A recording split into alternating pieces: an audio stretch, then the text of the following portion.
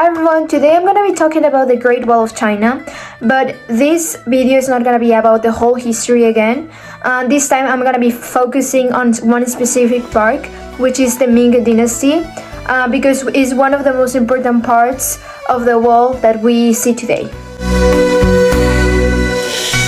So the Great Wall of China started a really long time ago, but the part that we mostly know today was built during the Ming Dynasty between 1368 and 1644. The reason why the Ming Dynasty focused so much on the wall is because they had a big problem. Before them, China had been completely controlled by the Mongols, and even after the Ming took power, the Mongols were still a threat. So they were actually worried about being attacked again. And because of that, they didn't just repair the old wall. They basically just rebuilt a lot of the things that were made, and they made the wall much stronger. Before this time, many parts of the wall were made with dirt and wood, which means that it could break really easily. But during the Ming Dynasty, they started using bricks and stone, which make a huge difference, and it was harder to break. They also made the wall taller and wider in some places. In some places it's about 6 to 7 meters tall and wide enough for soldiers to walk next to each other easily.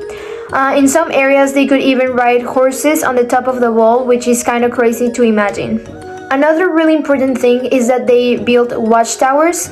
These towers were placed along the wall, like every few hundred meters, and soldiers stayed there and watched for enemies. The Ming Dynasty also added forts and military camps along the wall. These places were used to store food, weapons, and supplies. Soldiers basically lived there for long periods of time. And honestly, life for those soldiers was not easy. They had to stay alert all the time, watching for enemies, and sometimes in the very cold weather, especially in the mountains.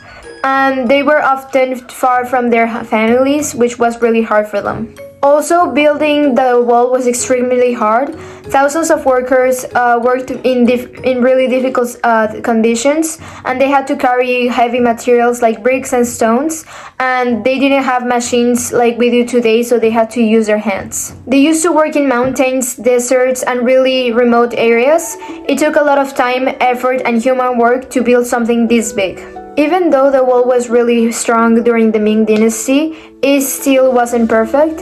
In 1644, the Ming Dynasty actually fell, and one of the reasons is that the enemies were able to enter China through the wall, which was not good for the Ming Dynasty. One famous case, a general opened a gate and allowed enemies to pass.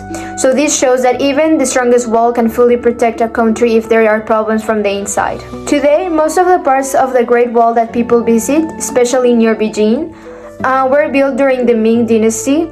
These sections are in better condition and are some of the most important and popular tourist places in the world. So yeah, when we think about the Great Wall of China, we mostly are thinking about the work done during the Ming Dynasty and the parts of it. In conclusion, the Ming Dynasty completely changed the wall. They made it stronger, taller, and more organized, and because of them, the wall became one of the most impressive structures in history and architecture in the world. Thank you very much for listening.